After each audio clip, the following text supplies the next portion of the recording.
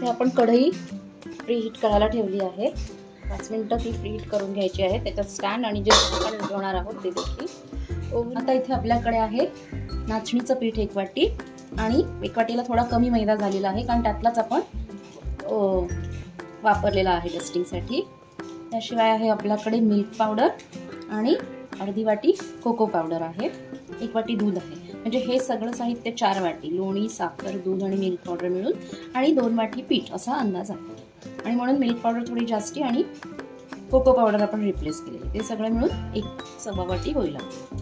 आता प्रथम आपण लोणी आणि साखर मिक्स करून घेणार आहोत.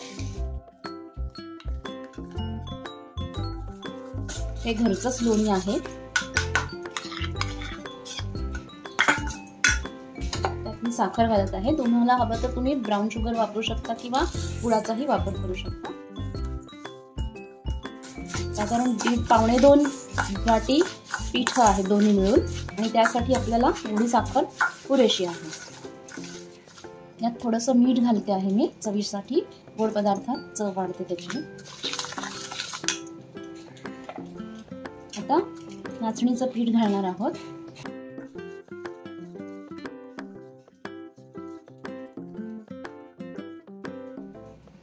दूध घालायचं आहे.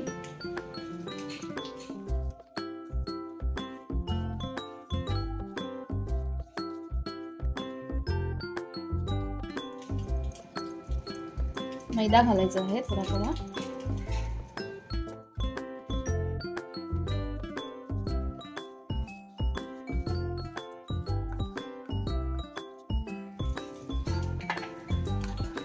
थोडंसं दूध मी नंतर कन्सिस्टन्सी बॅलन्स करण्यासाठी ठेवलं आहे. आणि ह्याच्यात नाचणी व मैदा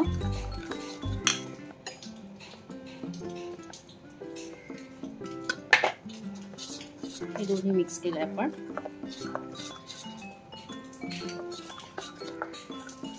गव्हाचं पीठ पण वापरू शकता, पण इथे नाचणीमध्ये भरपूर फायबर असल्यामुळे मैद्याने एवढा काही आपल्याला त्रास होणार नाहीये. तो केक हेल्दीच होणार आहे,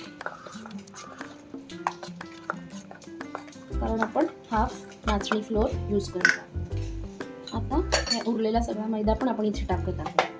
बरोबर कन्सिस्टन्सी होत आहे. नंतर आपण थोडंसं लागलं तर दूध घेऊ शकतो.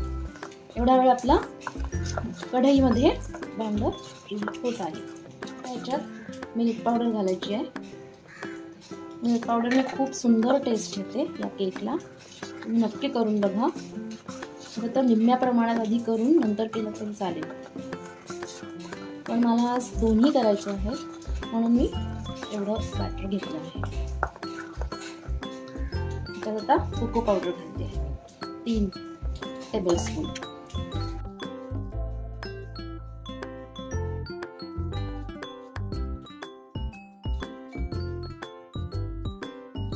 मस्त ब्राऊन रंग आलेला आहे आपल्याला.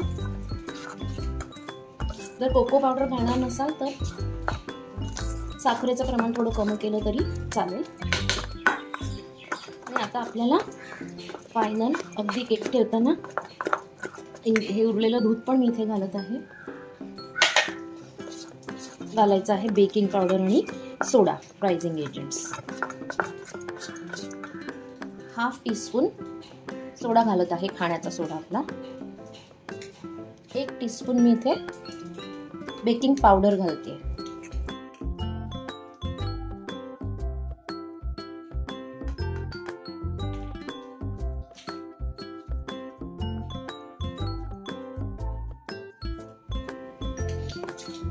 आता आपलं फ्री फ्लोइंग मिश्रण तयार झालंय.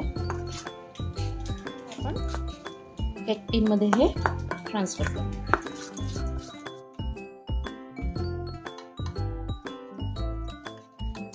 प्रथम आपण केक टीनला पावडर मैदा डस्ट करून घेणार आहोत.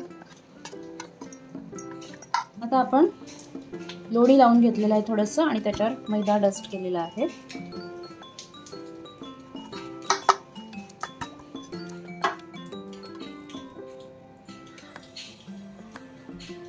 आता आपण अर्धा केक टीन होईल थोडं मिश्रण ह्याच्यात घालत आहोत. पॅक करून घ्यायचं आहे व्यवस्थित. आणि आता आपण हे ठेवूया. आणि याच्यावरती झाकण 10 मिनिटांनी बघायचं जस्ट किती राईस झाला. 10 मिनिटातच आपला केक एवढा राईस झाला. अजून 15 मिनिटं झाली आहेत आणि केक पूर्ण असा एवढा फुगलेला आहे. अजून एक 5 मिनिटांनी आपण बघणार आहोत चेक करून.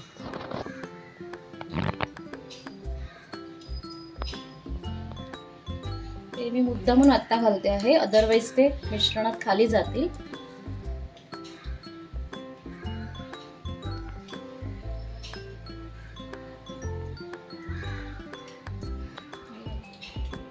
हा झालेला आहे केक. आता आपण थोडा वेळ गॅस बंद करणार आहोत आणि ठेवणार आहोत. याच बॅटरमध्ये आपण थोडे कपकेक्स पण करणार आहोत, म्हणून आपण त्याला पण लोणी लावून स्टीम करून घेणार.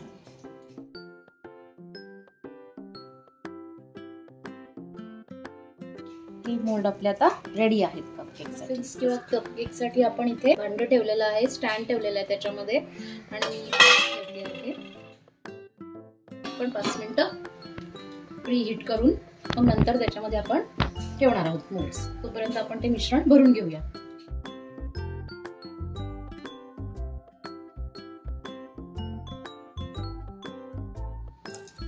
या प्रमाणात बरोबर आपले एक केक आणि एवढे हे छोटे कपकेक्स असे तयार होत.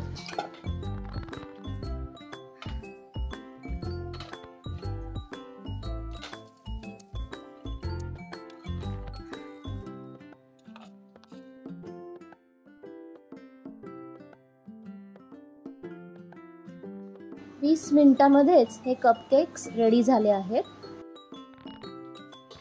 किती इझिली ह्याने साईड सोडलेल्या आहेत, म्हणजे खूप इझिली तो निघतो.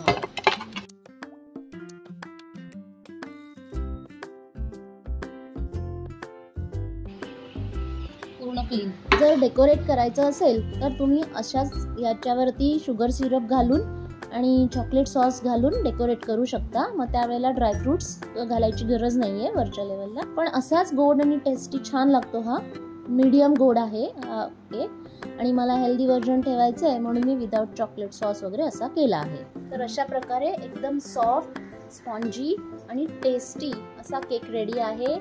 कशी वाटली रेसिपी? आवडल्यास नक्की लाईक करा, शेअर करा, कमेंटमध्ये कळवा आणि सबस्क्राईब करायला विसरू नका.